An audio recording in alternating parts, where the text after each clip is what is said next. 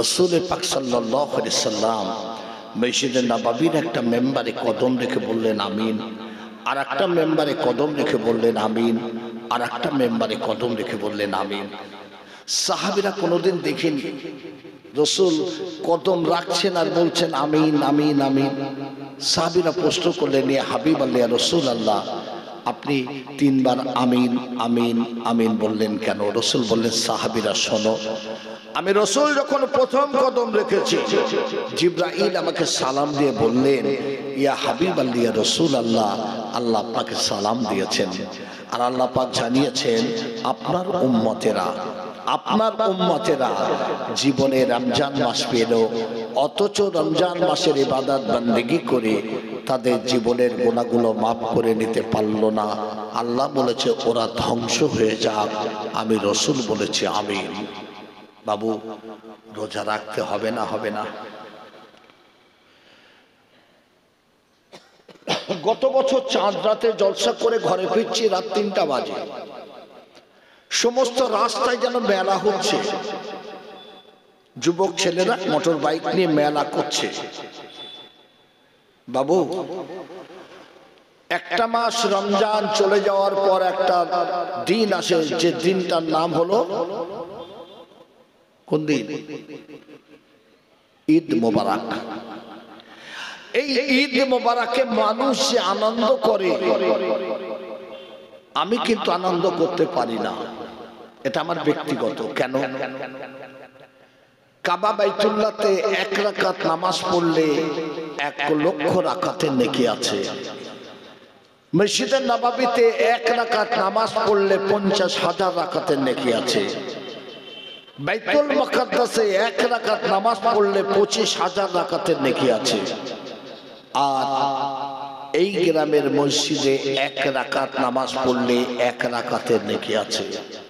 কিন্তু রমজান মাসে আমার আল্লাহ 1 থেকে 70 রাকাতের নেকি লিখে দেন। জোরে হবে?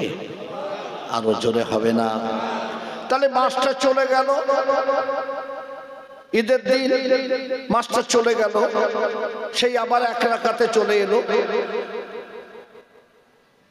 রমজান মাসে আপনি যত খান, যত খরচ করেন, কোনো হিসাব আল্লাহর দরবারে দিতে হবে না। জোরে বলো সুবহানাল্লাহ। মাসটা চলে গেছে। রমজান মাসে আল্লাহ ইবলিস শয়তানকে বন্দী করে রেখে দেয়, মানুষের অসহায়তা দিয়ে কুকর্মে লিপ্ত করতে পারে না। মাসটা চলে গেল, আপনি আনন্দ করছেন। রমজান মাসে আপনার ঊর্ধ্বতন যারা কবরবাসী হয়ে গেছে, আল্লাহ এদের কবরের আযাব থেকে নাজাত করে দেয়। ঈদের দিন আবার পুনরায় কবরের আযাব শুরু হয়ে গেল। তাহলে ভাবুন, এই মাসটা চলে যাওয়ার পর আবার সব স্বাভাবিক, আবার সেই গুনাহ আর গুনাহ। ঈদের দিন আপনার মনে হয় না আমি নামাজ পড়েছি, রোজা করেছি, ইবাদত করেছি, সেহরি করেছি, ইফতারি করেছি, কবুল হলো কিনা আমি জানি না। আনন্দ কি কারণে করব বলেন? আজ আমি আপনাদের বোঝানোর জন্য বলছি। রাসূল বললেন, সাহাবীরা, আমি রাসূলুল্লাহ যখন প্রথম কদম রেখেছি, জিবরাইল আমাকে সালাম দিয়ে বললেন, ইয়া হাবিবাল্লাহ, ইয়া রাসূলুল্লাহ, আল্লাহ আপনাকে সালাম দিয়েছেন, আমার আল্লাহ জানিয়ে দিয়েছেন আপনার উম্মতেরা রমজান মাস পেল, অথচ রমজান মাসের ইবাদত বন্দেগী করে তাদের জীবনের গুনাহটাকে মাফ করে নিতে পারল না। আল্লাহ বলেছে ওরা ধ্বংস হয়ে যাক, আমি রাসূলুল্লাহ বলেছি আমিন। তাহলে রোজা রাখতে হবে তো? একটু কথা বলেন।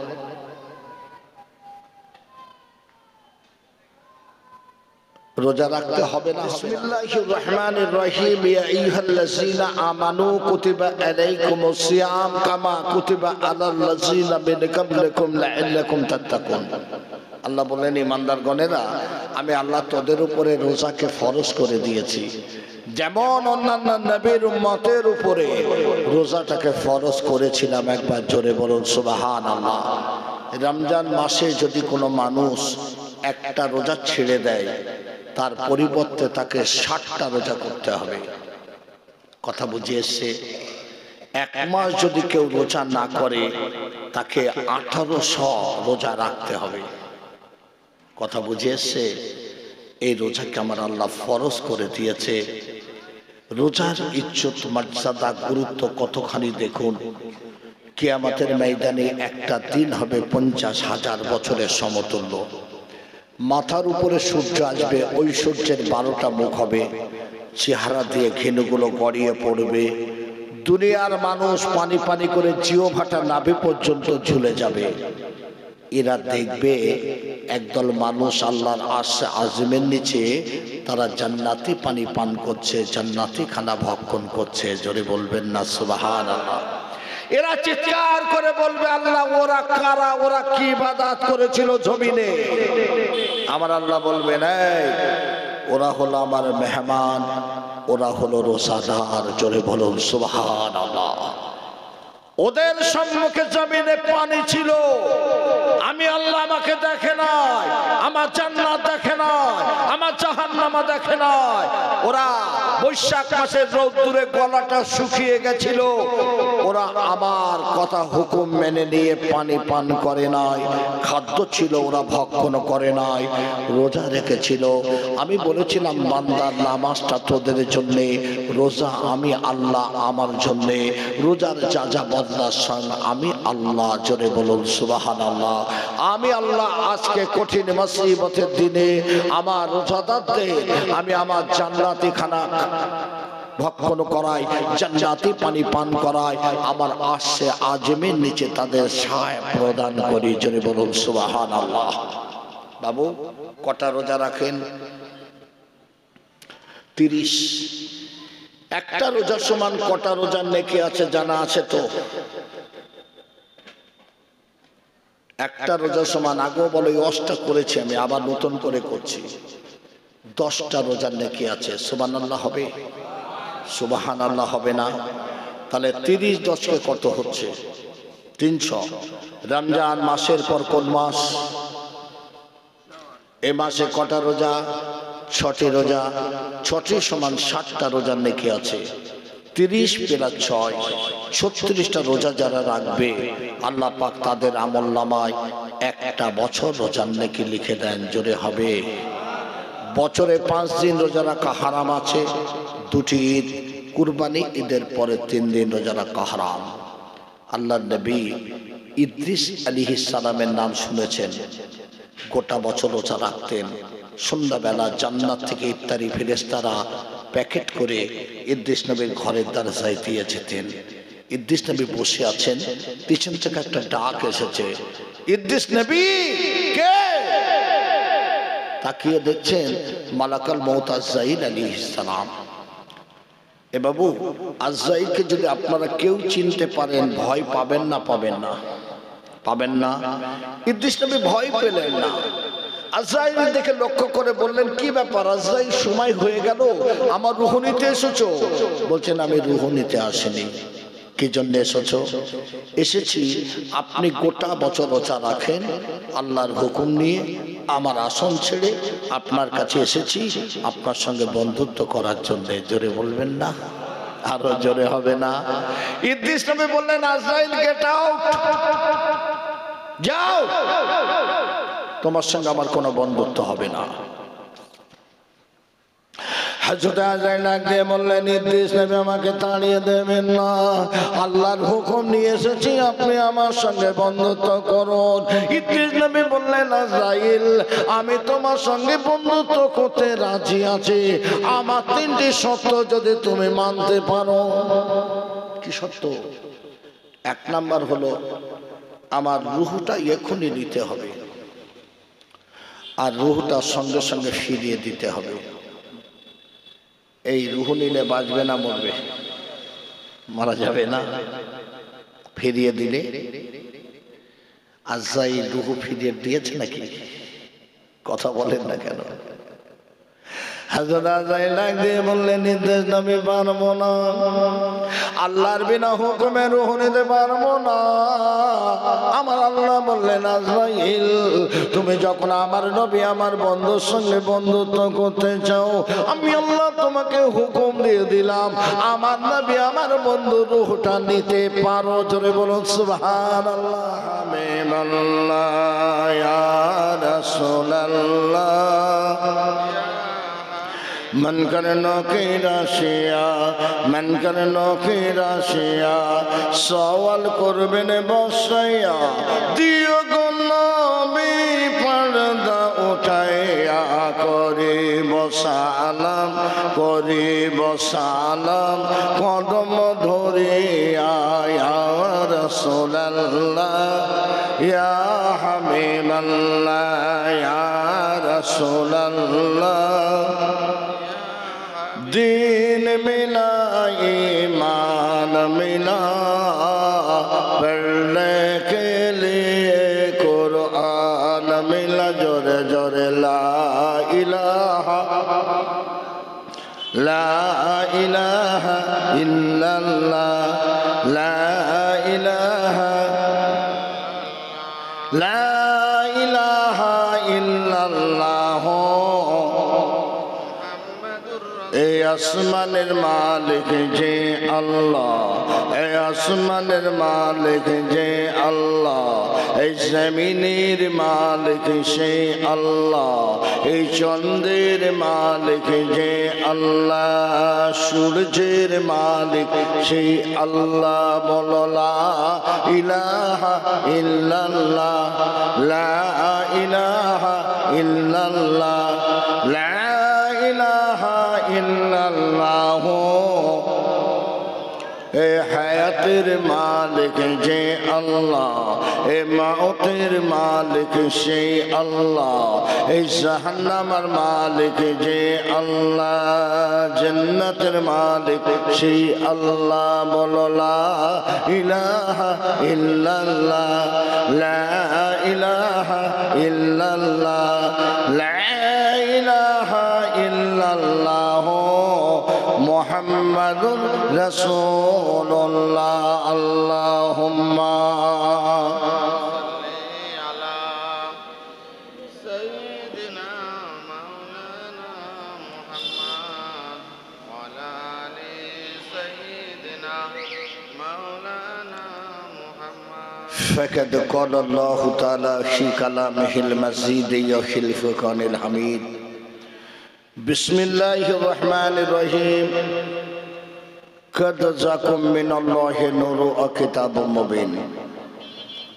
माननीय सम्मानीय श्रद्धेय सभापति महासम्मानीय उपस्थित ओलामाए हज़ार विशेषत आगत औलादे मुजाद्दिदे জামান পীরজাদা হুজুর কেবলা সম্মানীয় গ্রামের মসজিদের ইমাম সাহেব এবং মুয়াজ্জিন সাহেব সম্মানীয় আমার দিনদার পরেশগার ইমানদার মুমিন মুসলমান ভাইরা ইসলামভাজন আমার তালিবুল ইলম ভাইরা সম্মানীয় জলসা কমিটির সকল সদস্য মহাসম্মানীয় আমার হিন্দু মহোদয় ভাইরা পর্দার আলের পর্দা নসিনা আমার আম্মা জান ও বাবুজানেরা আমি নাচিস নালাহি গুনাহগার এসেছি আপনাদের দোয়া নিতে মুজাদ্দিদে জামান দাদা হুজুর পীর কেবলা হযরতে আবু বকর সিদ্দিক রাহমাতুল্লাহ সিলসিলার খিদমতে আমার আগে সন্ধ্যা থেকে একের পর এক ওলামা হযরত ওয়াজ নসিহত করেছেন।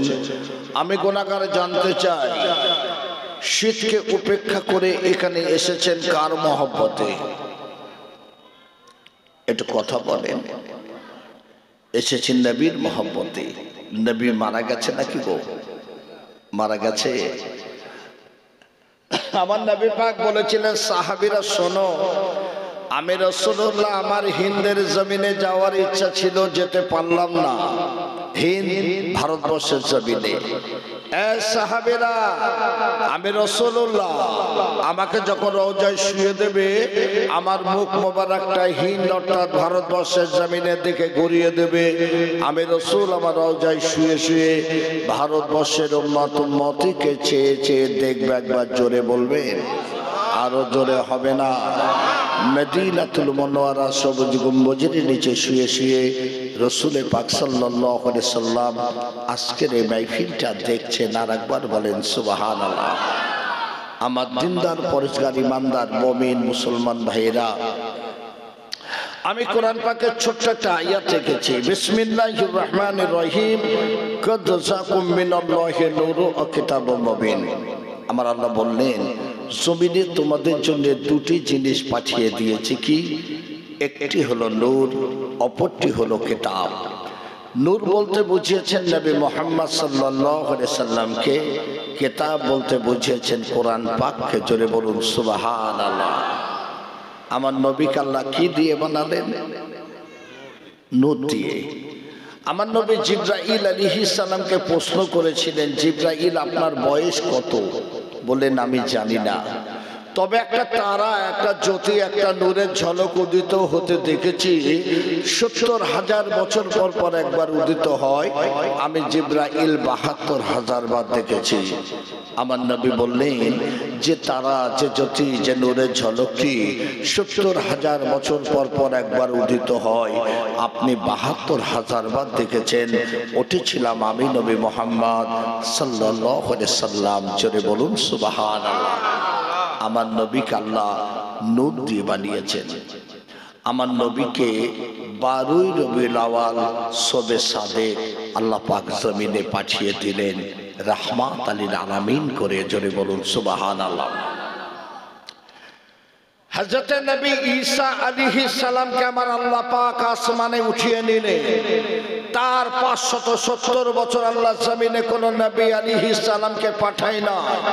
এই 570 বছরটাকে অন্ধকার আচ্ছন্ন জামানা বলা হয়েছে, যে জামানাতে পিতা তার কন্যার সঙ্গে দৈহিক সম্পর্কে মিলিত হতো, ভাই বোনের সঙ্গে মিলিত হতো, ছেলে মায়ের সঙ্গে মিলিত হতো, মদ, সুদ, ঘুষ, জিনা, ব্যভিচারী, কন্যার সন্তান ভূমিষ্ঠ হলে গলা চেপে হত্যা করা রাহাজানি চলেছিল 570 বছর ধরে। আমার নবী দুনিয়ায় আসার পর একে একে আমার নবী দুনিয়ার জমিন থেকে বন্ধ করে দিলেন। জোরে বলুন না সুবহানাল্লাহ। কিন্তু আমার নবী যখন কালেমার দাওয়াত দেওয়া শুরু করে দিলেন, আবু জাহেল, আবু লাহাব, আবু সুফিয়ান এরা বলেছিল মুহাম্মদ নতুন ধর্ম প্রচার করছে, মুহাম্মদকে হত্যা করতে হবে। কে আছো? মুহাম্মাদের মাথা কাটার মতো কে আছো বলো? সবাই চমকে আছে। মুহাম্মাদের মাথা কাটা তো সহজ নয়। হযরতে ওমর দাঁড়িয়ে গেলেন, আবু জাহেল, আমি মুহাম্মাদের মাথাটা কেটে নিয়ে আসবো। কি দেবে? 100 লাল উট দেব, মক্কার সুন্দরী নারী দেব, তুমি যা চাইবে সোনা দানা সব দেব। বললেন আমি রাজি আছি। হযরতে ওমর ঘোড়ার পিঠে উঠে গেলেন, উলঙ্গা তার বাড়ি নিয়ে। বাবা আমার রাসূলের মাথা কাটার জন্য ঘোড়া ছুটিয়ে দিলেন। রাস্তার মাঝখানে দেখা হয়ে গেল আমার নবীর সাহাবী নাঈমের সঙ্গে। ওমর কোথায় যাচ্ছ? বলছে রাস্তাটা ছেড়ে দাও, আমি মুহাম্মাদের মাথা কাটতে যাচ্ছি। বলেন দাঁড়াও না, মুহাম্মাদের মাথা তুমি পরে কাটবে, এই বকরির বাচ্চাটা তুমি ধরতে পারবে? জোরে বলুন না সুবহানাল্লাহ। ছোট্ট একটা বকরির বাচ্চা। ওমর রেগে গেছেন। হযরতে ওমর ঘোড়ার পিঠ থেকে নেমে গেলেন, ওই বকরির বাচ্চার পেছনে ছুটতে শুরু করে দিলেন। ওই বকরির বাচ্চা ছোটে, ওমর ছোটে, বকরির বাচ্চা ছোটে, ওমর ছোটে। ওই বকরির বাচ্চা ছুটে ছুটে ওই পাহাড়ের চূড়ার উপরে পৌঁছে গেছে। হযরতে ওমর বকরির বাচ্চাটা ধরতে পারলেন না। জোরে বলুন সুবহানাল্লাহ।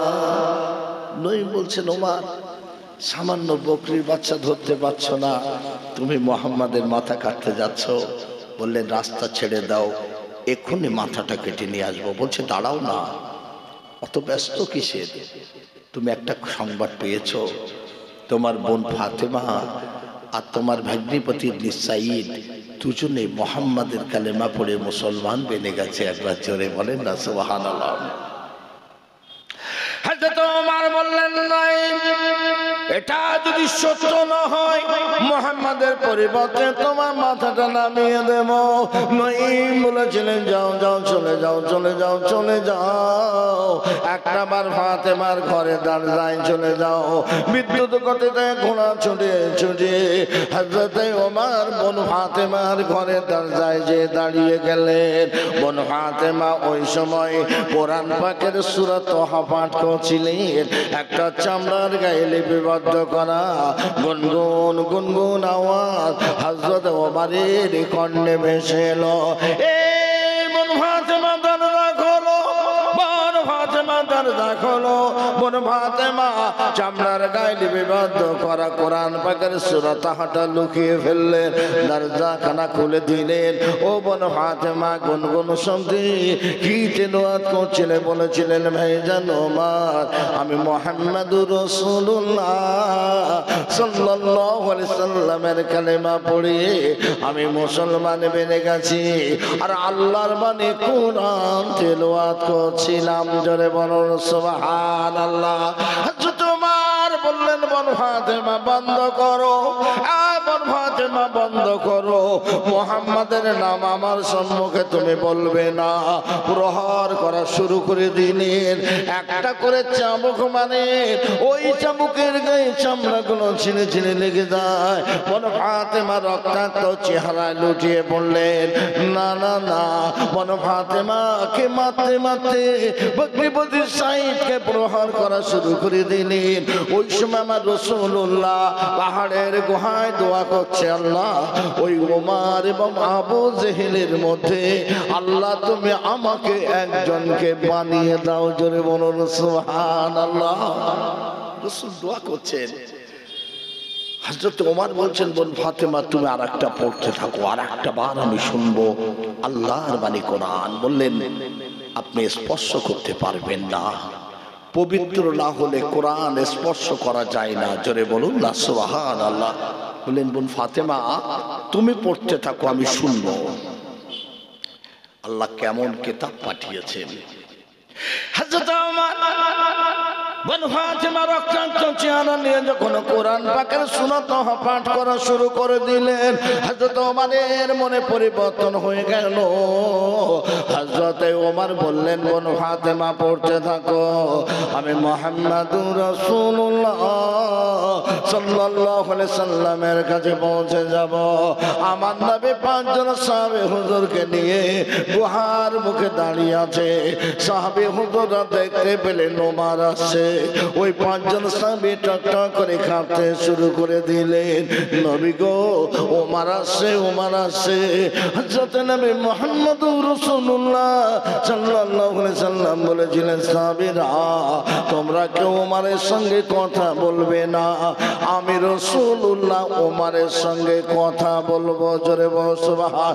হযরত ওমর ঘোড়া ছুটিয়ে ছুটিয়ে আমার রাসূলের সম্মুখে এসে দাঁড়িয়ে গেলেন। ওই ঘোড়ার পিঠ থেকে নেমে ওই উলাঙ্গা তার বাড়িখানা আমার রাসূলের কদমে রেখে দিয়ে আমার নবীর নূরানি চেহারাটা জড়িয়ে ধরলেন। জোরে বলুন নারায়ে তাকবীর, নারায়ে তাকবীর, আল্লাহু আকবার ধ্বনি দিয়ে আমার নবীর নূরানি চেহারাটা জড়িয়ে ধরলেন। ইয়া হাবিবাল্লাহ, ইয়া রাসূলুল্লাহ, হুজুর আমি ওমর এসেছি, হুজুর আপনি আমাকে ঈমানের কালেমা পড়িয়ে মুসলমান বানিয়ে দিন। রাসূলুল্লাহ ওমরকে বুকে জড়িয়ে ধরে নিয়ে কালেমা পড়িয়ে হযরত ওমর মুসলমান বনে গেলেন। দুটি জিনিস আল্লাহ পাঠিয়েছেন। কোরআন শোনার সঙ্গে সঙ্গে ওমরের মনের পরিবর্তন হলো। আমার নবীর নূরানি চেহারা দেখে ওমর পাগল হয়ে নবীকে জড়িয়ে ধরে কালেমা পড়ে নিলেন। জোরে বলুন না সুবহানাল্লাহ। ওমর বললেন, ইয়া হাবিবাল্লাহ, ইয়া রাসূলুল্লাহ, আজ থেকে কোনোদিনের জন্য গোপনে নামাজ কায়েম করা হবে না, আজ থেকে প্রকাশ্য নামাজ কায়েম করা হবে। জোরে বলুন সুবহানাল্লাহ। যদি কারোর ক্ষমতা থাকে আমি ওমর আমার তার বাড়ির সামনে দাঁড়িয়ে যাবে। জোরে বলুন সুবহানাল্লাহ। সেই দিন থেকে মক্কার জমিনে প্রকাশ্য নামাজকে কায়েম করা হয়েছে। আমি আপনাদের বোঝানোর জন্য বলতে চাইছি, আমার আল্লাহ বললেন বিসমিল্লাহির রহমানির রহিম, ওমা খালাকতুল জিন্না ওয়াল ইনসা ইল্লা লিয়াবুদুন। আমি জিন এবং ইনসানকে সৃষ্টি করেছি ইবাদত করার জন্য। শ্রেষ্ঠ ইবাদতের নামটা কি? কথা বলেন। শ্রেষ্ঠ ইবাদতের নাম হলো নামাজ। আকিমুস সালাত, নামাজকে কায়েম করো, নামাজকে প্রতিষ্ঠিত করো। রাসূল বলেছেন আস-সালাতু মিফতাহুল জান্নাহ, নামাজ হলো জান্নাতের চাবি। জোরে বলুন একবার সুবহানাল্লাহ। বাবু, দুনিয়ার মানুষ দুনিয়া দুনিয়া করে নামাজটাকে ছেড়ে দিল না, আঁকড়ে ধরলো। কথা বলেন না কেন? খেতে দেওয়ার মালিককে। বিসমিল্লাহির রহমানির রহিম, মা মিন দাব্বাতিন ফিল আরদি ইল্লা আলাল্লাহি রিজকুহা। আল্লাহ বললেন तमाम জমিনে तमाम জীবে রিজক আমি আল্লাহই দেই। জি, কিন্তু আমার রাসূলকে আল্লাহ পাক উদর পূর্ণ করে খেতে দিয়েছিলেন। আমার রাসূল পাক সাল্লাল্লাহু আলাইহি সাল্লাম মসজিদে নববীতে জুমআর নামাজ আদায় করছেন। আপনারা জুমা পড়েন, প্রথমে নামাজ পড়েন না খুতবা পড়েন? প্রথমে দুরাকাত নামাজ, প্রথমে আগে খুতবা পরে নামাজ। রাসূলের জামানাতে ছিল প্রথমে নামাজ পরে খুতবা। এটা পরিবর্তন হয়েছে যখন খলিফা ওমর হলেন। তা রাসূল মসজিদে নববীতে জুমআর নামাজ দুরাকাত আদায় করে খুতবা দিচ্ছেন। ইয়ামানের কিছু নব্য মুসলমান এরা এসে দেখছেন আমার রাসূলুল্লাহ দাঁড়িয়ে খুতবা দিচ্ছেন, আর রাসূলের নূরানী চেহারার দিকে তাকিয়ে দেখছেন আমার নবীর উদরে একটি দুটি তিনটি পাথর বাঁধা, অর্থাৎ রাসূল 3 দিন অনাহারে আছেন। ইয়ামানের নব্য মুসলমানেরা এরা ছুটে মদিনার বাজারে চলে গেছেন, যে কিছু খরমা খেজুর আর মাসাকে করে পানি নিয়ে মসজিদে নববীর দরজায় দাঁড়িয়েছেন। সাহাবীরা গরিব ছিলেন, এক এক করে সাহাবী উঠছেন, খরমা খেজুর নিচ্ছেন, তালুবন্দি করে পানি নিচ্ছেন, পান করছেন, চলে যাচ্ছেন। কিন্তু রাসূল যখন খুতবা শেষ করে দোয়া করলেন, মসজিদে নববীর দিকে তাকিয়ে দেখছেন মাত্র 10 জন সাহাবা বসে আছেন। জোরে বলবেন, আরো জোরে হবে না? কতজন সাহাবী? 10 জন। আল্লাহ তাআলা বান্দা দিয়ে বললেন জিবরাইল, এই জিবরাইল জমিনে চলে যাও, আমার হাবিবকে যে সালাম দেবে আমার হাবিবকে জানিয়ে দেবে আজ মসজিদে নববীতে যে 10 জন সাহাবী পরিপূর্ণ জুমআর নামাজ আদায় করেছে, আমি আল্লাহ বড় খুশি হয়ে রাজি হয়ে ওই 10 জন সাহাবী হুজুরকে জমিন থেকে আমি আল্লাহ জান্নাতি বানিয়ে দিলাম। হযরত জিবরাইল আলাইহিস সালাম জমিনে চলে এলেন। আসসালাতু ওয়াসসালামু আলাইকা হাবিবাল্লাহ রাসূলুল্লাহ, আল্লাহ পাক আপনাকে সালাম দিয়েছে, আল্লাহ পাক জানিয়ে দিয়েছে আজ পরিপূর্ণ জুমআর নামাজ আদায় করেছেন। হাতের তালাশে না যে আপনার যে 10 জন সাহাবী আল্লাহ বড় খুশি হয়ে রাজি হয়ে ওই 10 জন সাহাবীকে জমিন থেকে আমার আল্লাহ জান্নাতি বানিয়ে দিয়েছে। রাসূল বললেন, এই সাহাবীরা তোমরা একটু বসো, আজকে তোমাদের একটা সুসংবাদ দেব। 10 জন সাহাবী বসে গেলেন। রাসূল বললেন, তোমরা খাদ্যের তালাশে না যেয়ে পরিপূর্ণ জুমআর নামাজ আদায় করার কারণে আল্লাহ খুশি হয়ে দুনিয়া থেকে তোমাদের 10 জনকে জান্নাতি বানিয়েছেন। জোরে বলুন সুবহানাল্লাহ। হযরতে আবু বকর বলছেন, হুজুর আমি আবু বকরকে জান্নাতি। রাসূল বলছেন, আমার আবু বকর জান্নাতি। ওসমান বলছে, হুজুর আমি ওসমান, আমার ওসমানও জান্নাতি। আলী বলছেন, হুজুর আমি আলী, আমার আলীও জান্নাতি। টুকটুক করে ওমর গিয়ে এসেছেন, বলছেন, হুজুর আমি ওমর, হুজুর আমি ওমর, আমি কি জান্নাতি? রাসূল বললেন, আমার ওমর জান্নাতি জান্নাতি জান্নাতি। রাসূল যেই বললেন ওমর জান্নাতি, ওমর বলছেন, হুজুর আপনি বলেছেন আস-সালাতু মিফতাহুল জান্নাহ, নামাজ হলো জান্নাতের চাবি, আর আজকে আপনি আমাকে বললেন ওমর তুমি জান্নাতি জান্নাতি জান্নাতি। ওমর যখন জান্নাত পেয়ে গেছে ওমর কোনোদিন নামাজ পড়বে না। জোরে বলেন না সুবহানাল্লাহ। রাসূল বলছেন তুমি জান্নাতি, তুমি নামাজ পড়বে না? বলে না, আপনি তো বলেছেন আসসালাতু মিফতাহুল জান্নাহ, নামাজ জান্নাতের চাবি, আর আজকে বলছেন ওমর তুমি জান্নাতি জান্নাতি জান্নাতি, তোমার নামাজ পড়বে কেন? আমি নামাজ পড়বো না। রাসূল বলছেন যাও, চলে যাও। আপনাদের এলাকায় পুকুর আছে তো, আছে না? মাছ ধরলে পুকুরের মাছগুলো যখন জমিনে তোলা হয় মাছগুলো ছটফট করে না, করে না? কেন করে? পুনরায় পানিতে গমন করার জন্যে। যারা প্রকৃত মুমিন হবে, মুসলমান হবে, মসজিদে যখন আজান হবে হাইয়া আলাস সালাহ, হাইয়া আলাস সালাহ, হাইয়া আলাল ফালাহ, হাইয়া আলাল ফালাহ, মাছের মতো তারা ছটফট করবে মসজিদে গমন করার জন্যে। জোরে বলুন একবার সুবহানাল্লাহ। ওমর তুমি নামাজ পড়বে না? বলে না। তো চলে যাও। হযরত ওমর নিজের ঘরে চলে গেছেন। আমার নবী একজন সাহাবীকে ডেকে বলছে, সাহাবী ওমর তো নামাজ পড়বে না, বললে তো একটা কাজ করো, ওমরের ঘরের পিছন থেকে ছিগল উঠিয়ে দাও, ওমর যেন ঘর থেকে বাইরে বাহির না হতে পারে। একজন সাহাবী ছুটে যেয়ে ওমরের ঘরের পিছন থেকে ছিগল উঠিয়ে দিয়েছেন। দেখতে দেখতে দেখতে দেখতে আসরের আযান দিলেন হযরত বেলাল, হাইয়া আলাস সালাহ, হাইয়া আলাস সালাহ, হাইয়া আলাল ফালাহ, হাইয়া আলাল ফালাহ। হযরত ওমরের কর্ণে যেই না পৌঁছে গেল নামাজ আদায় করার জন্যে, ওমরের চেহারায় একটা জ্বালা যন্ত্রণা শুরু হয়ে গেছে। জোরে বলুন সুবহানাল্লাহ। হযরত ওমর ঘরের দরজাখানা খুলতে যায়, ওই দরজাখানা পেছন থেকে ছিগল ওঠা। হযরত ওমর থাকতে পারে না বাবা, এত জোরে ধাক্কা দিলেন নিজের ঘরের জানালায়, ওই জানালাখানা ভেঙে গেল, খুলে গেল। ওমর জানালা দিয়ে বাইরে বাহির হবে, ছোট্ট একটা কাঠ ওমরের পিঠে বিদ্ধ হয়ে গেছে, ঝরঝর করে রক্ত জোরে আল্লাহ জমিনে পড়ে যায়। ওমর ছুটছেন মসজিদে নববীর দিকে। আমার রাসূলুল্লাহ দৃষ্টি চলে যায়। আমার নবী বললেন, সাহাবীরা ওমর নামাজ পড়বে না বলেছিলেন, ওমর আসছে, ওমর আসছে, ওমরকে কেউ মসজিদে নববীতে প্রবেশ করতে দেবে না। সাহাবায়ে সাহাবীরা কাঁধ দিয়ে জামাতের সঙ্গে দাঁড়িয়ে গেছে। ওমর ছুটে ছুটে মসজিদে নববীর আরো নিকটবর্তী। রাসূল বললেন, সাহাবীরা ওমর কিন্তু মসজিদে নববীর আরো নিকটবর্তী, ওই মসজিদে নববীর দরজাখানা বন্ধ করে দাও। মসজিদে নববীর দরজাগুলো বন্ধ করে দেওয়া হলো। ইকামত শুরু হয়ে গেল, হাইয়া আলাস সালাহ, হাইয়া আলাস সালাহ, হাইয়া আলাল ফালাহ, হাইয়া আলাল ফালাহ। ওমর বাবা থাকতে পারে না, এত জোরে ধাক্কা দিলেন ওই মসজিদে নববীর দরজাখানা ভেঙে গেল, খুলে গেল।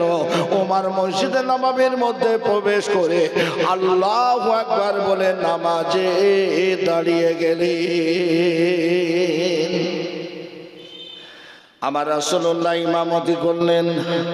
আমার রাসূল সালাম ফিরিয়ে বললেন, ওমর তুমি নামাজ পড়বে না বলেছিলে, কেন তুমি নামাজ পড়ার জন্য হাজির হলে? ওমর কেঁদে জানাজার হয়ে যায়, ইয়া হাবিবাল্লাহ, ইয়া রাসূলুল্লাহ, হুজুর বেলাল যখন আযান দিয়ে দিলেন ওই আযানের ধ্বনি আমার কর্ণে পৌঁছে গেল। নামাজ আদায় করার জন্য আমার চেহারায় একটা জ্বালা যন্ত্রণা শুরু হয়ে গেল। ঘরে দরজা খানা খুলতে যায়, পিছন থেকে ছিগল ওঠানো। ইয়া হাবিবাল্লাহ, ইয়া রাসূলুল্লাহ, হুজুর আমি থাকতে পারি না, এত জোরে ধাক্কা দিলাম আমার ঘরের জানালায়, ওই জানালা খানা ভেঙে গেল, খুলে গেল। আমি ওমর যখন জানালা দিয়ে বাইরে বাহির হব, ছোট্ট একটা কাঠ আমার পিঠে বিদ্ধ হয়ে গেল, ঝরঝর করে রক্ত জোরে আল্লাহ জমিনে পড়ে যায়। হুজুর আমি ওমর যখন ছোট ছোট মসজিদে নববীর নিকটবর্তী, আপনি সাহাবীদের বললেন, সাহাবীরা ওমর আসে, ওমর আসে, ওমরকে মসজিদে নববীতে প্রবেশ করতে দেবে না। ইয়া হাবিবাল্লাহ, ইয়া রাসূলুল্লাহ, সাহাবীরা জামাতের সঙ্গে কাঁটা দিয়ে দাঁড়িয়ে গেলেন। আমি ওমর ছোট ছোট মসজিদে নববীর আরো নিকটবর্তী। আপনি সাহাবীদের পুনরায় বললেন, এই সাহাবীরা ওমর কিন্তু মসজিদে নববীর আরো নিকটবর্তী, ওই মসজিদে নববীর দরজাগুলো বন্ধ করে দাও। আমি ওমর ছোট ছোট মসজিদে নববীর দরজায় যেই না দাঁড়িয়ে গেলাম, কামা শুরু হয়ে গেল। হুজুর আমি থাকতে পারি না, আমি এত জোরে ধাক্কা দিলাম মসজিদের নববীর দরজাটা খুলে গেল। আমি ওমর মসজিদের নববীর মধ্যে প্রবেশ করে আল্লাহু আকবার বলে নামাজে দাঁড়িয়ে গেলাম। সঙ্গে সঙ্গে আমার তামাম চেহারার জ্বালা যন্ত্রণা নিবারণ হয়ে গেল। জোরে বলবেন না? আরো জোরে হবে না?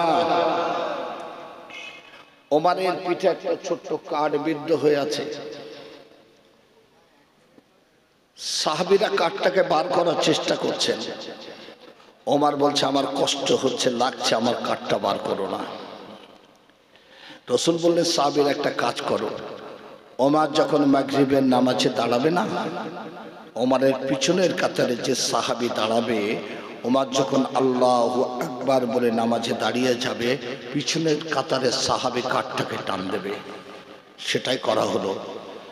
কাঠটাকে যখন টান দেওয়া হলো, কাঠটা বেরিয়ে গেল। ওমর বুঝতে পারলেন না। জোরে বলুন একবার সুবহানাল্লাহ। এটা হলো নামাজ।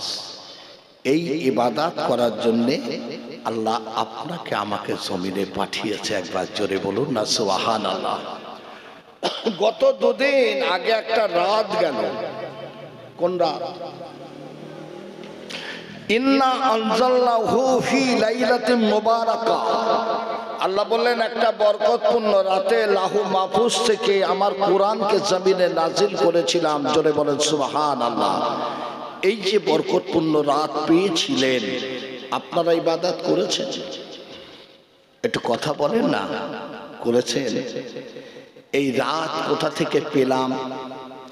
আমার নবী সিজদায় যে কাঁদছে, আল্লাহ নূহ নবীর উম্মতেরা 1900 বছর হায়াত পেয়েছিল, আমি মুহাম্মদ আমার উম্মতেরা 40-50 বছর হায়াত পাবে। 900 বছরের ইবাদত 40 বছরের ইবাদত সমতুল্য হতে পারে না। আমার উম্মতের কি হবে? আল্লাহ বলেন হাবিব কাঁদবেন না, এমন রাত দেব 1000 মাস ইবাদত করলে যে নেকি, এক রাত ইবাদত করলে তার অধিক নেকি আপনার উম্মতের আমল নামায় আমি লিখে দেব। একবার জোরে বলেন না সুবহানাল্লাহ। হাবিব কাঁদবেন না, এমন রাত দেব 1000 মাস ইবাদত করলে যে নেকি, এক রাত ইবাদত করলে তার অধিক নেকি আমি আল্লাহ আপনার উম্মতের আমল নামায় লিখে দেব। জোরে বলুন সুবহানাল্লাহ। একটা রাত পেরিয়ে গেছে, আর একটা রাত আছে। এই শবে বারাতের রাতে আমার আল্লাহ প্রথম আসমানে চলে আসেন। দুনিয়ার মানুষদের ডেকে বলেন আজ আমার কাছে তোরা যা চাইবে আমি আল্লাহ তোদের সব দেব। জোরে বলুন সুবহানাল্লাহ। একটা বছর আপনার হায়াত, আপনার মৌত, আপনার রিজিক, আপনার দৌলত আল্লাহ সব লিপিবদ্ধ করেন শবে বারাতের রাতে। এই রাতে আপনার আমার ঊর্ধ্বতন যারা চলে গেছে, কবরবাসী হয়ে গেছে, এদের রুহগুলোকে আমার আল্লাহ ছেড়ে দেন। প্রতিটা রুহু প্রতিটা বাড়ির দরজায় এসে দাঁড়িয়ে যায়, এ আমার বাড়ি, এ আমার ছেলে, এ আমার মেয়ে। ওরা এসে দেখে কি করছে, কোরআন তেলাওয়াত করছে। ছুটে চলে গেল কবরের ধারে, যে কাঁদছে আল্লাহ আমার আব্বার জীবনের গুনাহ মাফ করে কোন আযাব থেকে নাজাত দাও। এই রুহগুলো দাঁড়িয়ে দেখে এরা বড় খুশি হয়ে ওই সন্তানের উপরে দোয়া করতে করতে চলে যায়। জোরে বলুন সুবহানাল্লাহ। যদি দেখে কিছুই করছে না, এই রুহগুলো বদদোয়া করতে করতে চলে যায়। আর একটা রাত আছে, সেই রাতটার নাম হলো লাইলাতুল কদর। এটা কোন মাসে? মাহে রমজান। আপনারা রোজা রাখেন? জি। রাসূল পাক সাল্লাল্লাহু আলাইহি সাল্লাম মসজিদে নববীর একটা মেম্বারে কদম রেখে বললেন আমিন, আর একটা মেম্বারে কদম রেখে বললেন আমিন, আর একটা মেম্বারে কদম রেখে বললেন আমিন। সাহাবীরা কোনোদিন দেখেনি রাসূল কদম রাখছেন আর বলছেন আমিন আমিন আমিন। সাহাবীরা প্রশ্ন করলেন ইয়া হাবিব আল্লাহ, ইয়া রাসূলুল্লাহ, আপনি তিনবার আমিন আমিন আমিন বললেন কেন? রসুল বললেন, সাহাবীরা শোনো, আমি রসুল যখন প্রথম কদম রেখেছি, জিবরাইল আমাকে সালাম দিয়ে বললেন, ইয়া হাবিব আল্লাহ, ইয়া রসুল আল্লাহ, আল্লাহ আপনাকে সালাম দিয়েছেন। আর আল্লাহ পাক জানিয়েছেন, আপনার উম্মতেরা জীবনে রমজান মাস পেল, অথচ রমজান মাসের ইবাদত বন্দেগী করে তাদের জীবনের গুনাহগুলো মাফ করে নিতে পারল না। আল্লাহ বলেছে ওরা ধ্বংস হয়ে যাক। আমি রসুল বলেছি আমিন। বাবু, রোজা রাখতে হবে না? হবে না? গত বছর চাঁদ রাতে জলসা করে ঘরে ফিরছি, রাত 3টা বাজে। সমস্ত রাস্তায় যেন মেলা হচ্ছে, যুবক ছেলেরা মোটর বাইক নিয়ে মেলা করছে। বাবু, একটা মাস রমজান চলে যাওয়ার পর একটা দিন আসে, যে দিনটার নাম হলো কোন দিন? ঈদ মোবারক। এই ঈদ মোবারকে মানুষ যে আনন্দ করে, আমি কিন্তু আনন্দ করতে পারি না। এটা আমার ব্যক্তিগত। কেন? কাবা বাইতুল্লাহতে 1 রাকাত নামাজ পড়লে 1 লক্ষ রাকাতের নেকি আছে। মসজিদে নববীতে 1 রাকাত নামাজ পড়লে 50,000 রাকাতের নেকি আছে। বাইতুল মুকাদ্দাসে 1 রাকাত নামাজ পড়লে 25,000 রাকাতের নেকি আছে। আর এই গ্রামের মসজিদে 1 রাকাত নামাজ পড়লে 1 রাকাতের নেকি আছে। কিন্তু রমজান মাসে আমার আল্লাহ 1 থেকে 70 রাকাতের নেকি লিখে দেন। জোরে হবে? আরো জোরে হবে না? তাহলে মাসটা চলে গেল, ঈদের দিন মাসটা চলে গেল, সেই আবার 1 রাকাতে চলে এলো। রমজান মাসে আপনি যত খান, যত খরচ করেন, কোনো হিসাব আল্লাহ দরবারে দিতে হবে না। জোরে বলো সুবহানাল্লাহ। মাসটা চলে গেছে। রমজান মাসে আল্লাহ ইবলিস শয়তানকে বন্দী করে রেখে দেয়, মানুষের অসহায়তা দিয়ে কুকর্মে লিপ্ত করতে পারে না। মাসটা চলে গেল, আপনি আনন্দ করছেন। রমজান মাসে আপনার ঊর্ধ্বতন যারা কবরবাসী হয়ে গেছে, আল্লাহ এদের কবরের আযাব থেকে নাজাত করে দেয়। ঈদের দিন আবার পুনরায় কবরের আযাব শুরু হয়ে গেল। তাহলে ভাবুন, এই মাসটা চলে যাওয়ার পর আবার সব স্বাভাবিক, আবার সেই গুনাহ আর গুনাহ। ঈদের দিন আপনার মনে হয় না আমি নামাজ পড়েছি, রোজা করেছি, ইবাদত করেছি, সেহরি করেছি, ইফতারি করেছি, কবুল হলো কিনা আমি জানি না। আনন্দ কি কারণে করব বলেন?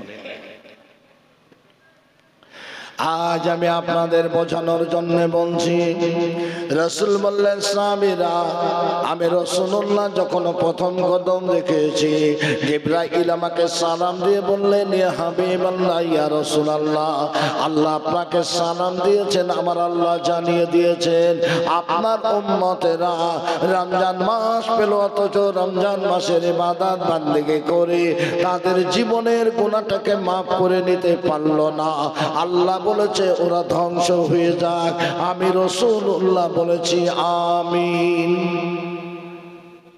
তাহলে রোজা রাখতে হবে তো? একটু কথা বলেন।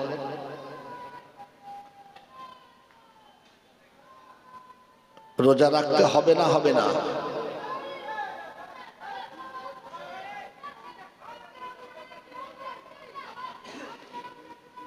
একটু তকবীর দিন। নারায়ে তাকবীর, নারায়ে তাকবীর। সিলসিলায়ে হক মুজাদ্দেদে জামাত জিন্দাবাদ। সিলসিলায়ে হক মুজাদ্দেদে জামাত জিন্দাবাদ। ওলাদে মুজাদ্দেদে জামাত জিন্দাবাদ। ওলাদে মুজাদ্দেদে জামাত জিন্দাবাদ। জাদা হুজুর কিবলা জিন্দাবাদ। জাদা হুজুর কিবলা জিন্দাবাদ। নারায়ে তাকবীর, আল্লাহু আকবার, নারায়ে তাকবীর, আল্লাহু আকবার। সবাই খুশি তো নাকি? জি জি জি জি জি। আপনাদের অসুবিধা হচ্ছে না তো? আমার বক্তব্য অসুবিধা হচ্ছে না তো? বিসমিল্লাহির রহমানির রহিম। ইয়া আইয়ুহাল্লাযীনা আমানু কুতিবা আলাইকুমুস সিয়াম কামা কুতিবা আলাল লাযীনা মিন ক্বাবলিকুম লাআল্লাকুম তাত্তাকুন।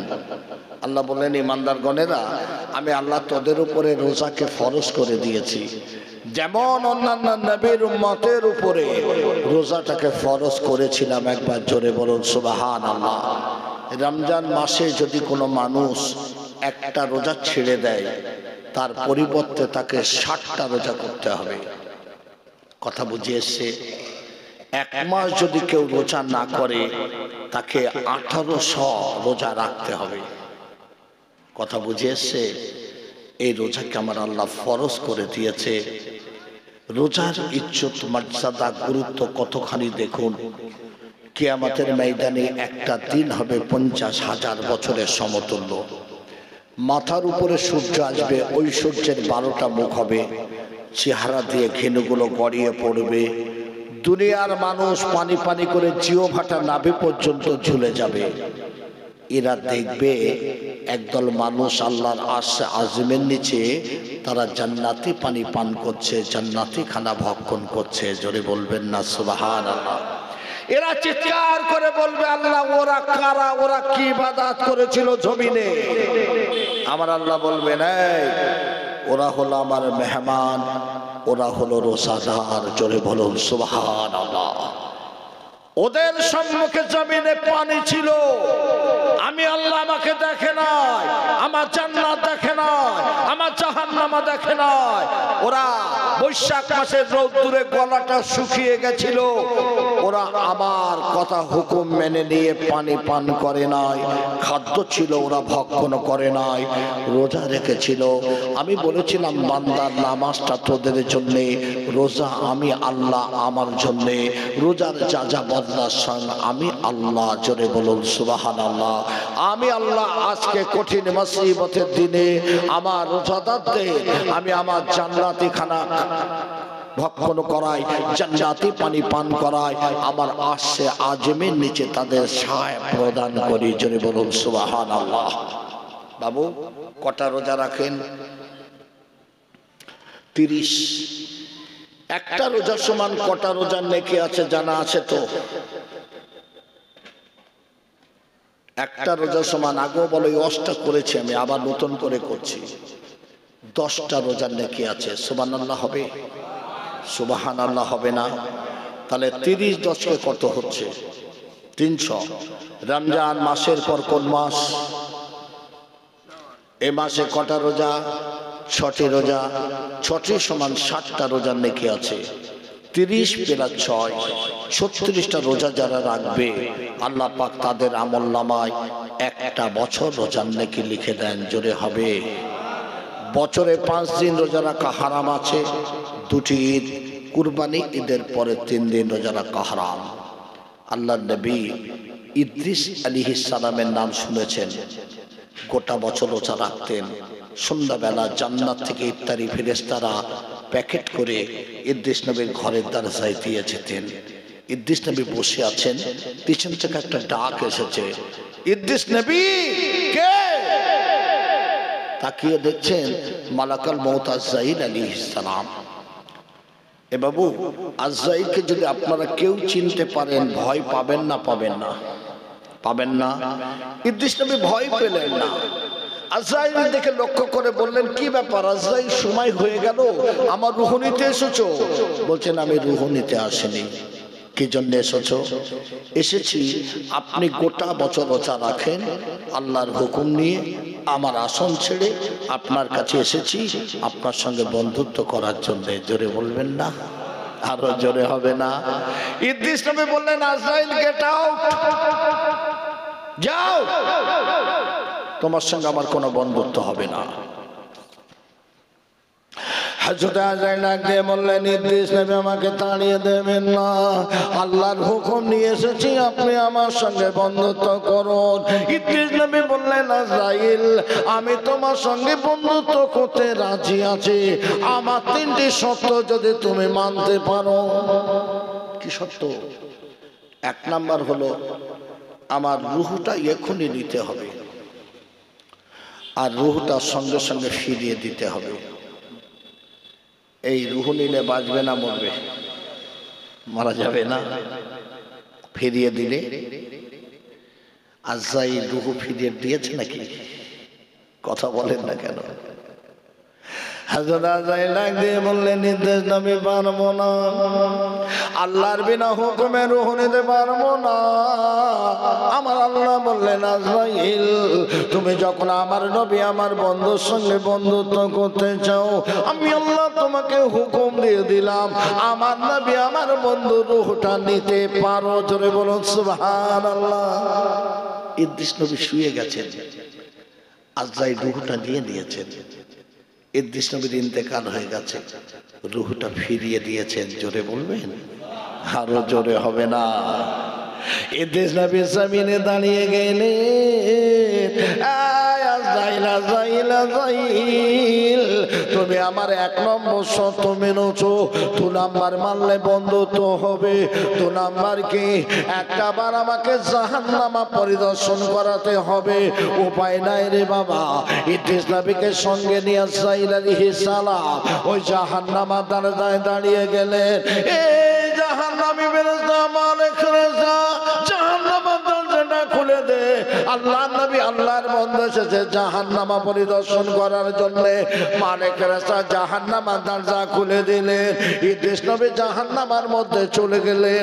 গোটা জাহান্নামা ঘুরে ঘুরে ঘুরে ঘুরে ইদ্রিস নবী যখন বেরিয়ে এলেন, ইদ্রিস নবীর একটা লোম পর্যন্ত ওই জাহান্নামার আগুনে স্পর্শ করতে পারল না। জোরে বলবেন না? আজরাইল 2 নাম্বার শর্ত মেনেছো, 3 নাম্বার মানলে বন্ধুত্ব হবে। 3 নাম্বার কি, একটা বার আমাকে জান্নাত পরিদর্শন করাতে হবে।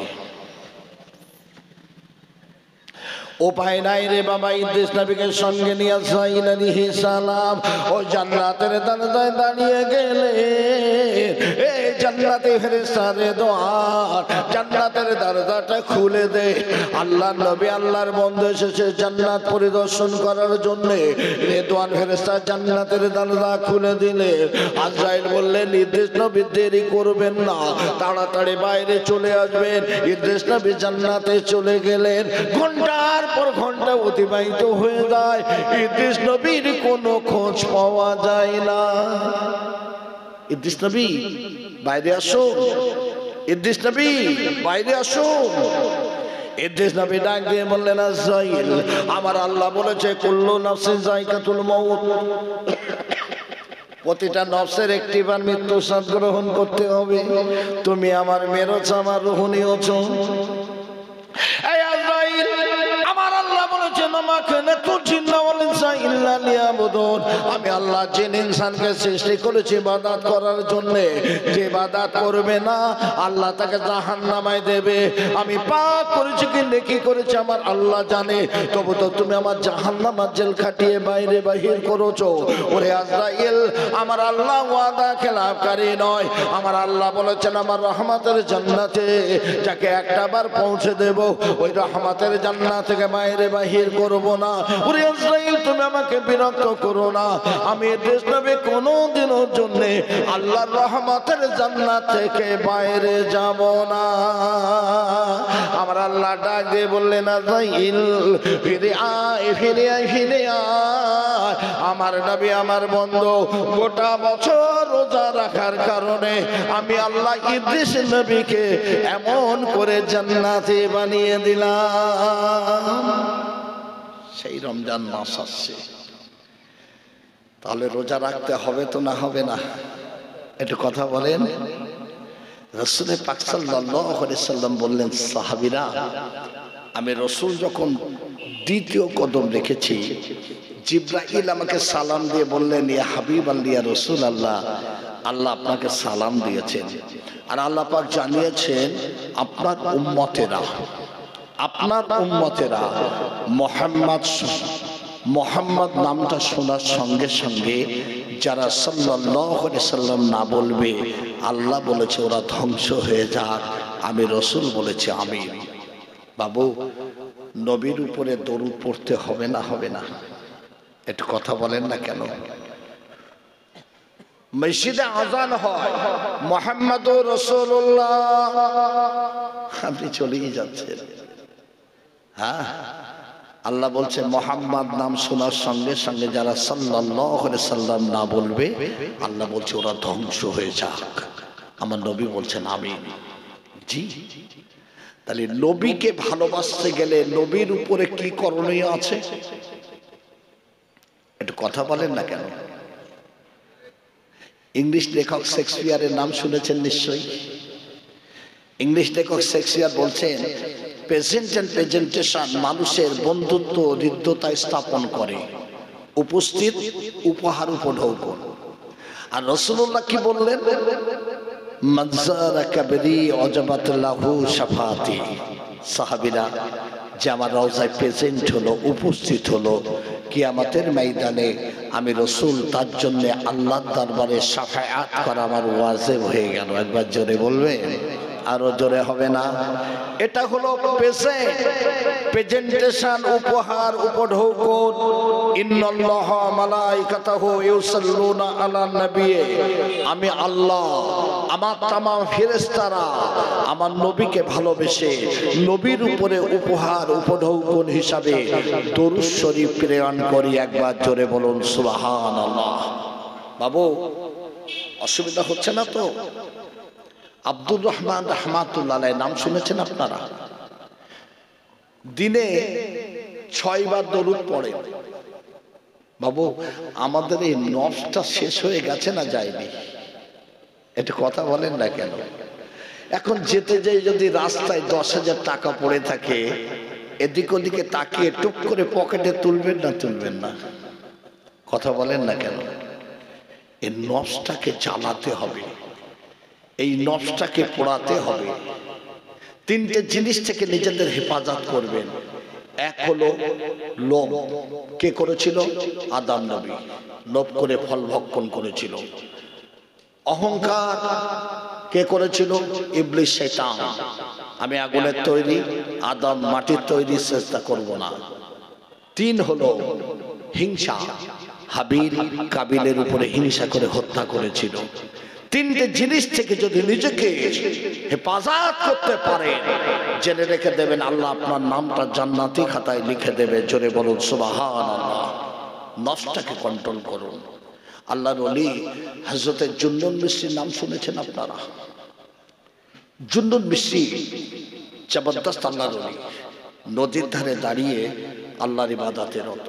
হঠাৎ করে দেখছেন জুন্নুন একটা ভাসমান কুমির জুন্নুনের নিকটবর্তী, আর বালুকণার উপর দিয়ে একটা বড় কাঁকড়া বিচ্ছু ছুটে এসে কুমিরের পিঠির উপরে উঠে গেছে। জুন্নুন মিশরী অবাক। কুমিরটা কাঁকড়া বিচ্ছুটাকে পিঠে উঠিয়ে নিয়ে কুমিরটা চলছেন। অবাক হয়ে জুন্নুন মিশরী রাহমাতুল্লাহ আলাইহি বিসমিল্লাহির রহমানির রহিম বলে উত্তাল নদীর পানির উপর দিয়ে হাঁটতে শুরু করে দিয়েছেন। জোরে বলুন না সুবহানাল্লাহ। কুমির কাঁকড়া বিচ্ছুটাকে নদী পার করিয়ে দিলেন, আর জুন্নুন মিশরী হুজুর আমার উত্তাল নদীর পানির উপর দিয়ে হেঁটে হেঁটে নদীটা পার হলেন। জোরে বলুন সুবহানাল্লাহ।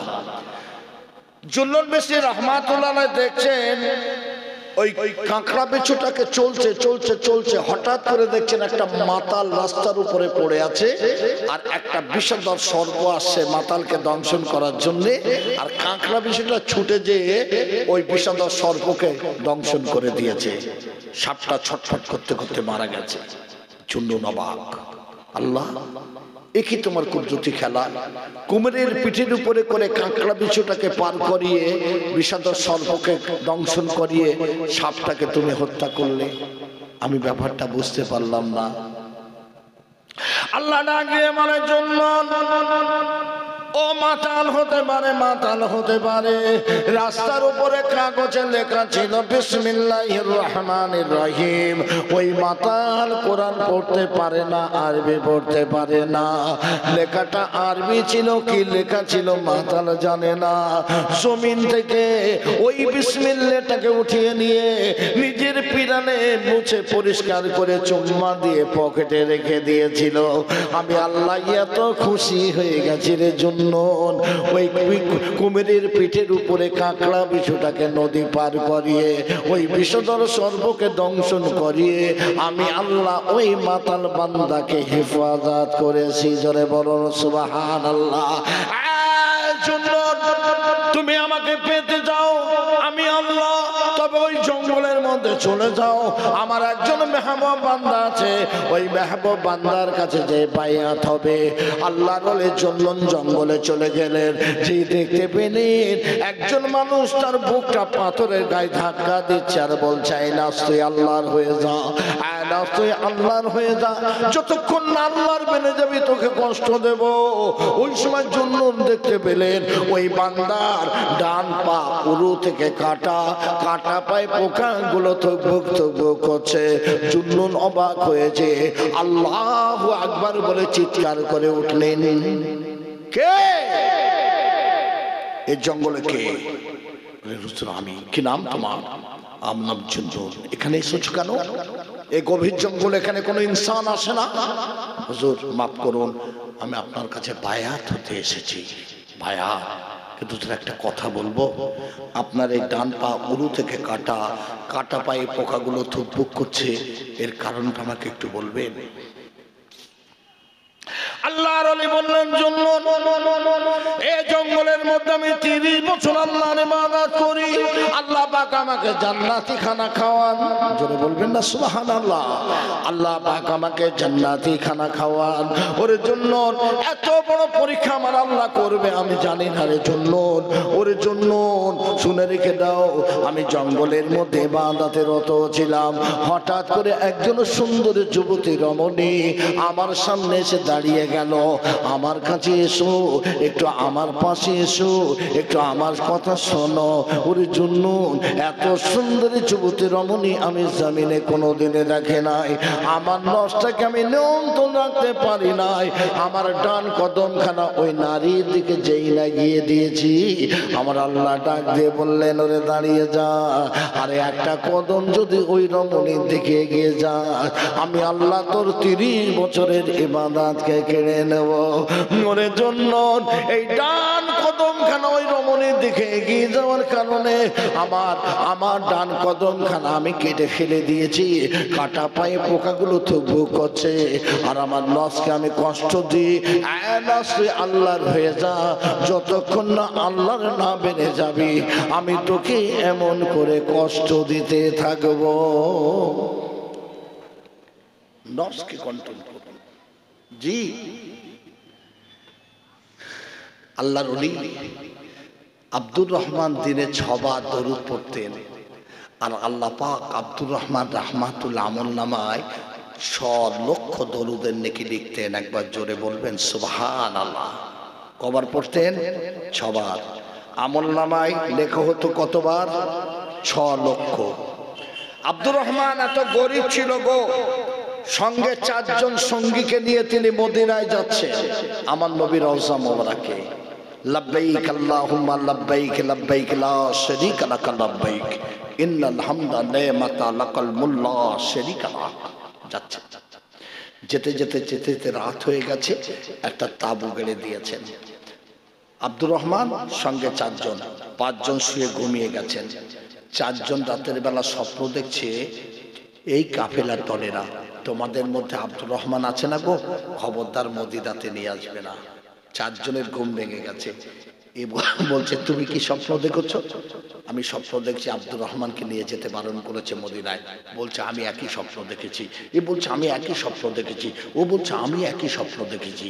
আব্দুর রহমান খারাপ ব্যক্তি। আব্দুর রহমান ঘুমাচ্ছিলেন। ওঠো ওঠো ওঠো, যাও চলে যাও, তোমাকে নিয়ে যাব না। কোথায় নিয়ে যাবে না? মদিনাতে। আশেকে নবী আশেকে রাসূল পাগল হয়ে গেলেন।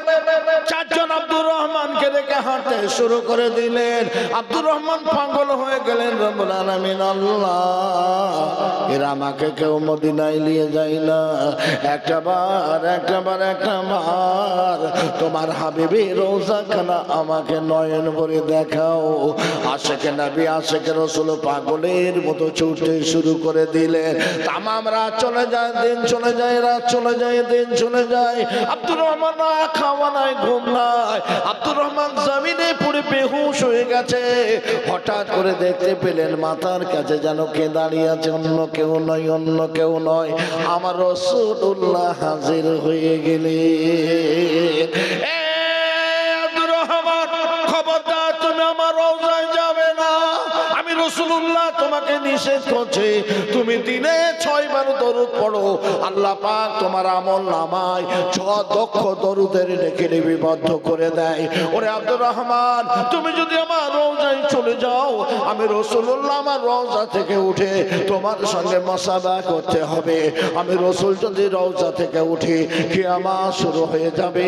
খবরদার তুমি আমার রওজায় যাবে না। আশিকে নবী আশিকে রাসূল কেঁদে দানাদার হয়ে যায়। ইয়া হাবিবাল্লাহ, ইয়া রাসূলুল্লাহ, হুজুর একটা বার অনুমতি দিন, আপনার রওজার সবুজ গম্বুজটা আমি দেখতে চাই। রাসূল বললেন, আব্দুর রহমান রে, আব্দুর রহমান রে, তুমি যদি আমার রওজার সবুজ গম্বুজটা দেখতে চাও, ওই পাহাড়ের উপরে চলে যাও, আবার রওজা মোবারকের সবুজ গম্বুজটা দেখতে পাবে। ওই পাহাড়ের উপরে যে আমার রাসূলের রওজার সবুজ গম্বুজটা দেখতে পেলেন। আসসালাতু ওয়াসসালামু আলাইকা হাবিবাল্লাহ ইয়া রাসূলুল্লাহ, যেইনা সালাম দিলেন, সঙ্গে সঙ্গে আমার রাসূলুল্লাহ নিজের রওজা থেকে কিতাবের মধ্যে এসেছে, হাত মোবারকটা লম্বা করে আব্দুর রহমান রাহমাতুল্লাহ আলাইহির সঙ্গে মুসাফা করেছিলেন। রাসূল বললেন, সাহাবীরা, আমি রাসূল যখন দ্বিতীয় কদম রেখেছি, জিবরাইল আমাকে সালাম দিয়ে বললেন, আল্লাহ আপনাকে সালাম দিয়েছেন, আর আল্লাহ পাক জানিয়েছেন মুহাম্মদ নাম শোনার সঙ্গে সঙ্গে যারা সাল্লাল্লাহু আলাইহি সাল্লাম না বলবে, আল্লাহ বলেছে ওরা ধ্বংস হয়ে যাক। আমি রাসূল বলেছি আমিন। এই সাহাবীরা, আমি রাসূলুল্লাহ যখন তৃতীয় কদম রেখেছি, জিবরাইল আমাকে সালাম দিয়ে বললেন, ইয়া হাবিবাল্লাহ ইয়া রাসূলুল্লাহ, আল্লাহ আপনাকে সালাম দিয়েছেন, আর আল্লাহ পাক জানিয়ে দিয়েছেন আপনার উম্মতেরা জীবনে পিতা মাতাকে পেল, অথচ পিতা মাতার খেদমত করে তারা জান্নাতটা হাসিল করে নিতে পারলো না। আল্লাহ বলেছে ওরা ধ্বংস হয়ে যাক। আমি রাসূল বলেছি আমিন। আব্বা মাকে ভালোবাসতে হবে না? হবে না? একটু কথা বলেন না কেন বাবু? বর্তমান দিনে পিতামাতার সঙ্গে সন্তানের ভালোবাসা বেড়েছে না কমেছে? কমলো কেন? আপনাদের অসুবিধা হচ্ছে না তো? সন্তানের সঙ্গে পিতামাতার সম্পর্কটা নষ্ট হওয়ার কারণ কি বলেন তো? ভেবেছেন কোনোদিন? মুরব্বী মানুষ এখানে আছেন তো? আগে একটা মা বোনদের যখন প্রসব বেদনা শুরু হতো বিকাল 4টায়, আর দেখতে দেখতে দেখতে দেখতে তামাম রাত চলে গেছে, শোবে সাদেক ফজরের ওয়াক্তে বাচ্চা হয়েছে। ঠিক বলছি না ভুল বলছি? হ্যাঁ, যখন মার কাছে বাচ্চাটাকে উঠিয়ে দেওয়া হয়, মাকে চুমা দিয়ে একটু স্তনের দুধ পান করায়, আর মায়ের সঙ্গে বাচ্চার একটা সম্পর্ক তৈরি হয়ে যায়। জোরে বলুন সুবহানাল্লাহ। বর্তমান দিনে মা অজ্ঞান হয়ে আছে, সিজার করা হলো, বাচ্চাটাকে নিয়ে গেল কাঁচের ঘরে। 1 সপ্তাহ পরে যখন মাকে বাচ্চা মায়ের কাছে দেওয়া হলো, মায়ের স্তনের দুধটা শুকিয়ে গেল। কথা ঠিক না ভুল বললাম? বাচ্চারা দুধ পান করা হলো না, মায়ের সঙ্গে বাচ্চার সম্পর্কটা ছিন্ন হয়ে গেল। কথা বোঝেননি? ভালোবাসা আসবে না কোথা থেকে? কিন্তু রাসূল বললেন, আল্লাহ বলেছেন আপনার উম্মতেরা পিতা মাতাকে পেল, পিতা মাতার খেদমত করে জান্নাতটা হাসিল করে নিতে পারলো না। আল্লাহ বলেছে ওরা ধ্বংস হয়ে যাক। আমি রাসূল বলেছি আমিন। বাবু, 2 শ্রেণীর মানুষ কোনোদিন জান্নাত পাবে না, পাবে না, পাবে না। এক হলো ওমাই ইশরিক বিল্লাহি ফাকাদ হারামাল্লাহু আলাইহি জান্নাহ। আল্লাহ বলছে পাহাড় পাহাড় সমান গোনা নিয়ে আয় মাপ, কিন্তু আমার সঙ্গে শিরিক করেছিস, তার স্থান হবে জাহান্নামা। দ্বিতীয়, যে সন্তান তার পিতামাতার মনে ব্যথা দিল, অথচ পিতামাতার হায়াতে থাকাকালীন মাপ চেয়ে নিতে পারল না, ওই সন্তান জাহান্নামী, জাহান্নামী, জাহান্নামী। আমার রাসূলের সাহাবীরা নামাজ পড়তেন না? পড়তেন না? একটু কথা বলে। পড়তেন, রোজা রাখতেন, হজ করেছিলেন, হ্যাঁ করতেন না করতেন না? রাসূলের সাহাবী আলকামা মৃত শয্যায় শায়িত, ঈমান নিয়ে মওতের একটা সত্য আছে। মওতের আগে লা ইলাহা ইল্লাল্লাহ মুহাম্মাদুর রাসূলুল্লাহ পড়তে পড়তে যে বান্দা মারা যাবে সে ঈমান নিয়ে মারা গেল। কিন্তু আলকামা আমার নবীর সাহাবী কালেমা পড়তে পারছে না, মৃত মুখে পতিত। সাহাবীরা বললেন, ইয়া হাবিবাল্লাহ ইয়া রাসূলুল্লাহ, আপনারই সাহাবী আলকামা মৃত মুখে পতিত, কালেমা পড়তে পারছে না। রাসূল বললেন, সাহাবীরা একটা কাজ করো, আলকামা চারিদিকে গোল করে তওয়াফ করে তোমরা উচ্চস্বরে কালেমা পড়ো। সাহাবীরা পড়তে শুরু করলেন, কিন্তু আলকামা কালেমা পড়তে পারে না। সাহাবীরা বললেন, ইয়া হাবিবাল্লাহ ইয়া রাসূলুল্লাহ, বহু সময় ধরে তওয়াফ করতে করতে আলকামার পাশে উচ্চস্বরে কালেমা পড়েছি, কিন্তু আলকামা কালেমা পড়তে পারছে না। রাসূল বলছে, সাহাবীরা একটা কাজ করো তো, দেখো তো আলকামার আম্মাজান জীবিত আছে কিনা। একদল সাহাবী ঝমঝম ঝমঝম কদমে আলকামার বাড়ির দিকে যাচ্ছেন। সাহাবীরা দেখছেন একটা বৃদ্ধ মানুষ লাঠি টুকটুক করে রাস্তার দিকে এগিয়ে এসছেন। সাহাবীদের কদমের আওয়াজ আম্মাজানের কর্ণে পৌঁছে গেছে। কি বাবা, কে বাবা, আমার আলকামা এসেছো নাকি? সাহাবীরা চিন্তা করে নিলেন, ইনি আলকামার আম্মাজান। ছোট্ট ছোট্ট পায়ে যেয়ে বললেন, মা আপনি কি আলকামার আম্মাজান? বলে, জি। তোমরা কারা বাবা? আমরা রাসূলের সাহাবী। জোরে বলুন সুবহানাল্লাহ। কি জন্য এসেছো বাবা? আম্মাজান, আপনার কলিজার টুকরা আলকামা মৃত মুখে পতিত, কালেমা পড়তে পারছে না। কালেমা পড়তে না পারলে ঈমান নিয়ে মরতে পারবে না। আপনি একটু তাকে মাফ করে দেন মা। আম্মাজান ডাক দিয়ে বললেন, আয় রাসূলের সাহাবীরা,